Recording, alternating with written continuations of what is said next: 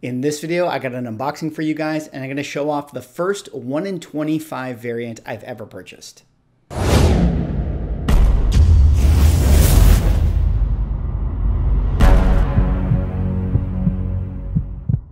Ladies and gentlemen, welcome back to another video with Swaggle. And in this video, I got an unboxing for you guys, and I'm going to show off the first 1 in 25 variant that I've ever bought for myself. Obviously, variants are kind of an interesting thing, hot button issue. You know, a lot of people fall on the side of, loving buying variant covers. A lot of people hate the fact that we have so many variant covers in the comic book collecting hobby right now. But in this video, I'm going to show off the first one that I've ever purchased, and then talk about why I decided to get this one, and then also kind of weigh in a little bit on the variant cover discussion later on in the video.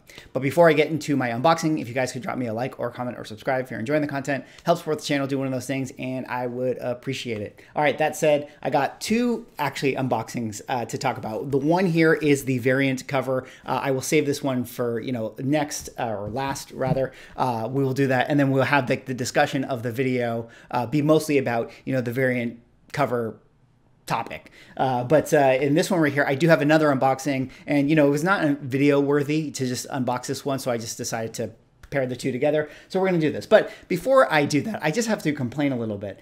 This is how this comic book was shipped to me. It is literally in a folder, and that's it.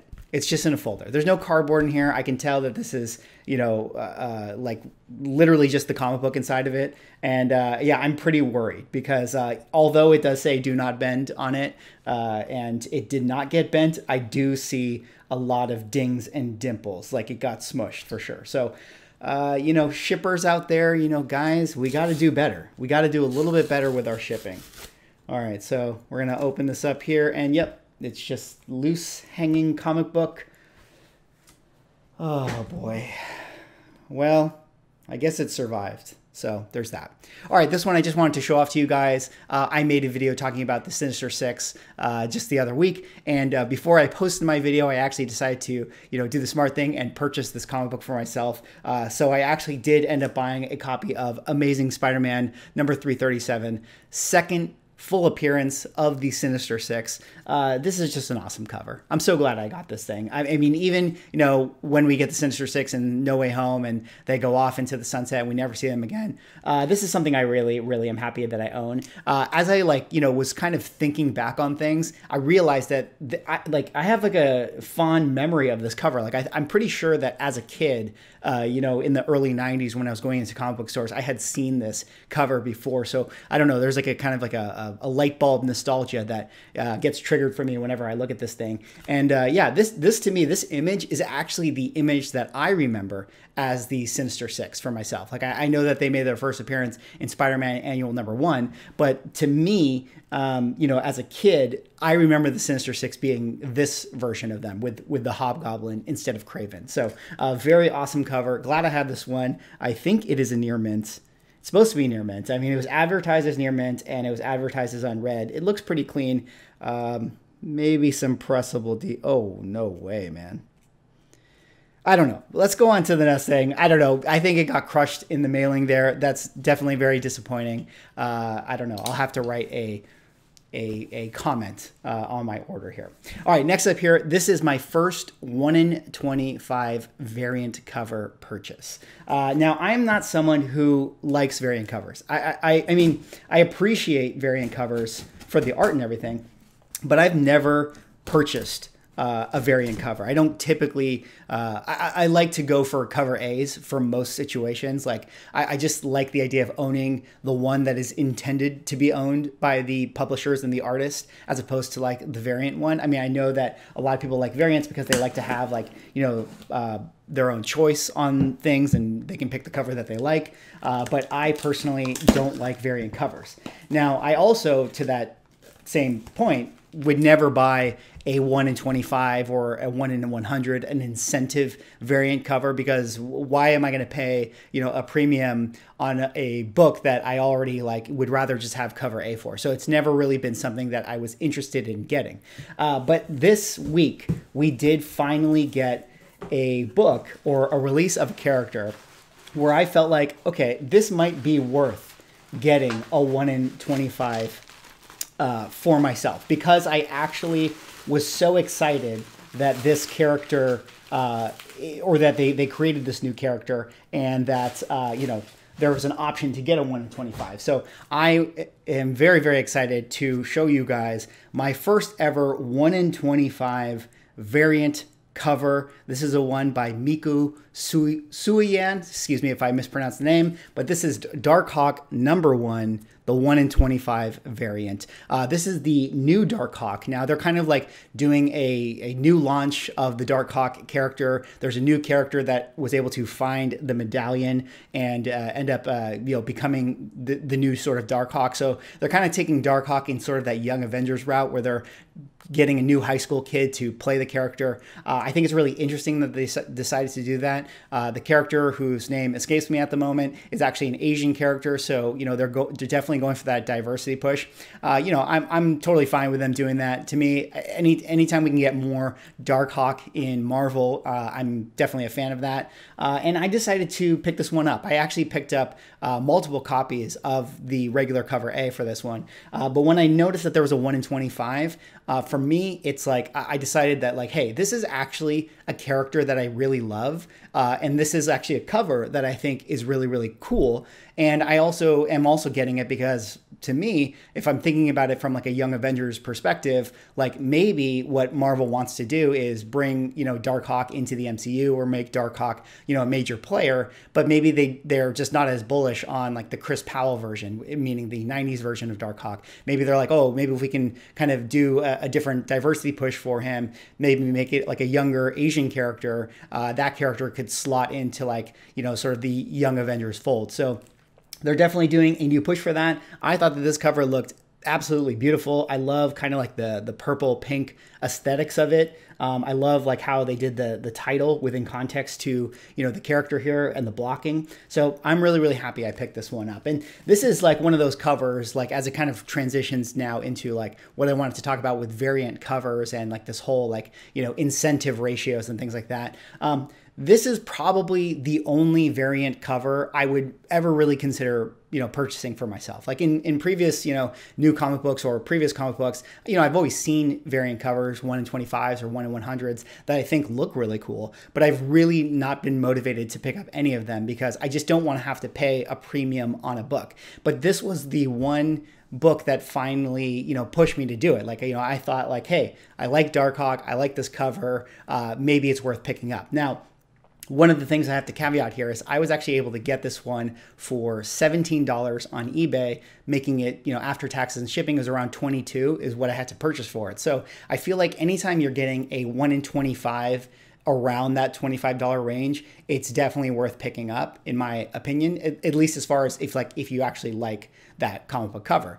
Now, if you're paying, you know, if the 1 in 25 is super hot this week and you're paying like $50, $60, $70 and chasing that thing, I actually think it's probably not a wise idea to do that. So let's kind of talk a little bit about, you know, variant covers and where they sit in the market. Now, a lot of people don't like that we're getting so many variants, you know, in comic books, in comic book collecting. And I can kind of understand that, you know, because it's just actually, it's a little overwhelming. It feels like a cash grab in many ways, like just kind of pushing comic collectors to feel like they have to collect all the various covers for an issue that they really, really like. The other side of the argument is that you can make the argument that it's sort of like a victimless crime, meaning like if you don't like the variant cover, then just don't buy it. You know, you can just avoid it. And while that is partially true, you know, I feel like the variant cover world it kind of seeps into the hobby a little bit. So, you know, it affects stores, you know, how they need to run their business. It does affect the market because now certain variants are worth more than others. So you have to consider,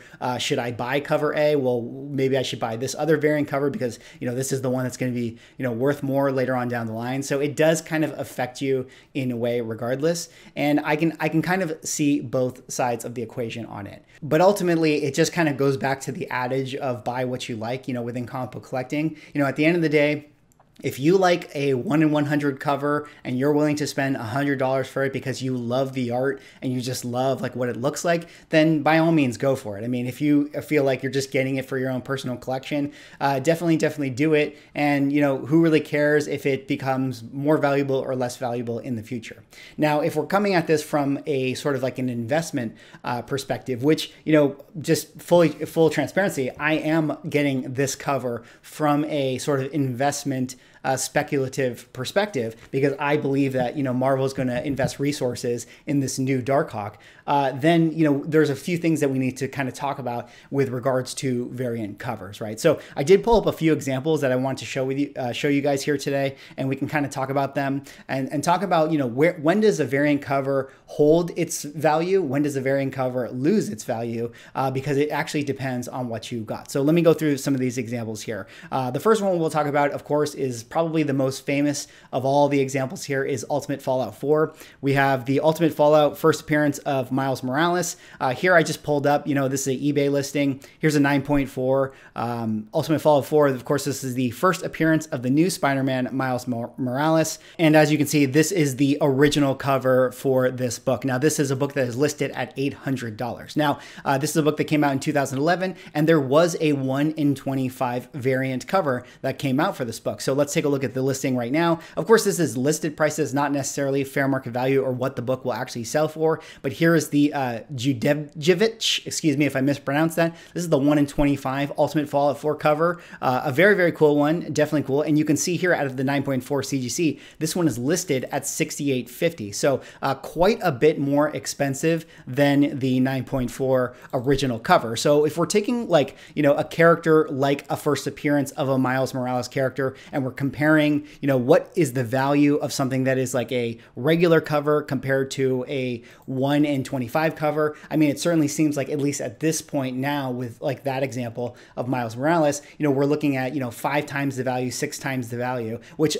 again is not quite as proportionate as, 25 times the value that a 1 in 25 would sort of suggest that it would be based on like kind of retail price at the time when it is being sold. But typically speaking, you are seeing that it does command a much higher premium. So if in the future, not to say that Darkhawk is ever going to be even close to Miles Morales Spider-Man, but if in the future, this version of the new Darkhawk, the young kid Darkhawk, ends up becoming a character that is, famous within, the MCU or whatever. Scotty Young, by the way, I believe is his name. No, not Scotty Young. I don't know. Then this character right here would end up being, this variant cover right here would end up commanding a much higher premium later on down the line, which is why I decided to pick this up. But if we look at some other examples, which I think is really interesting, it's not always the case that, the 1 in 25 holds the value later on down the line. So let's take a look at an issue that is not considered a key issue and see how the variant cover has held up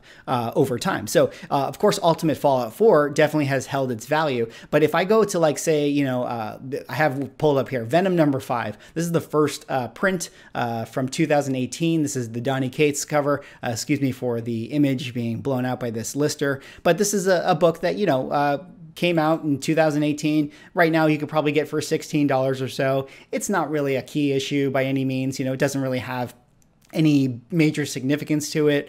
So you're just paying like a little bit of a premium because it's, somewhat desired that people want to get their hands on this book. And if we look at the 1 in 100 right here for this book, so this particular issue had a special 1 in 100. You can see that here we are a few years later, what this book is being sold for. You can actually get it for $60. Now, a 1 in 100 would presumably have been sold around the $100 range at the time in which this book was released, because that's usually the values, the fair market values proportionate to a book is if it's 1 in 25, it's probably $25. If it's 1 in 50, it's probably 50. It's 1 in 100, probably 100. So this is a book right here that, over time, because this is not necessarily a major key issue, Venom #5, you can see that the value for a book like this has kind of tapered off. And that's one of the things that you have to consider when you buy, like certain ratio variant covers is that, at the time when they are released, that's when the most excitement is there for the book. So you have like the demand pushing up, the value of that book. And maybe if it's a really hot book that week, everyone's jumping on Venom, that 1 in 100 could be charging, 120, 130, 140. But here we are a couple years later, and people, essentially, forget about that issue. No one is necessarily hunting that one because there's not necessarily any major significance to that particular issue. It's not necessarily a key. Granted, the cover is awesome and looks really cool, but for the most part, there's not an influx of demand for a book like that. So that 1 in 100 definitely loses some of its value. Versus a book like Ultimate Fallout 4, or say this Darkhawk one, where it is a key issue, meaning that it at least has a first appearance of a character. So as long as people are hunting that first appearance, that ratioed variant will command a little bit of a premium. Now, the other thing that we have to consider is we have to talk about, publishing ratio variants versus store variants, because store exclusive variants are something that don't always hold their value. And that's something that we also have to consider when we're pursuing certain variant covers. Now, so just for those who don't know, when you get variant covers, usually they're official variants issued by the publisher. So Marvel will do like a Stegman variant, or in this case, it's a Suayan variant for this Darkhawk one. But also stores can also do their own exclusive store variants. So you might have like a Mile High Comic Books work a deal with, the publisher, and they print their own exclusive variant on a book. And people like those because they could be original covers. But the problem with those store exclusive variants is that, if you're having a store do it, like, again, it's the supply demand thing where not a lot of people are going to always sort of remember that there was a store variant for a certain book. So that one tends to lose its value. I also feel like there's, people in the community that, kind of dismiss store variants as feeling like not official. I mean, if it comes from the publisher, it's an official publisher variant, it feels like, okay, that's kind of as intended by the artist. But if it's coming from a store retail, kind of exclusive thing, it feels like a little secondary market. And that kind of, I think, hurts the brand of, books that have store variant covers on them. So let's take a look at the example here. Of course, I wanted to pull up Venom number 3. This is the first appearance of Null. So right now, if you were to chase this book, it would cost you around $160, or here's just a listing on eBay that you could find, $160, $9 shipping. They say this is a VF copy. So, here you are. Venom number 3, first appearance of Null.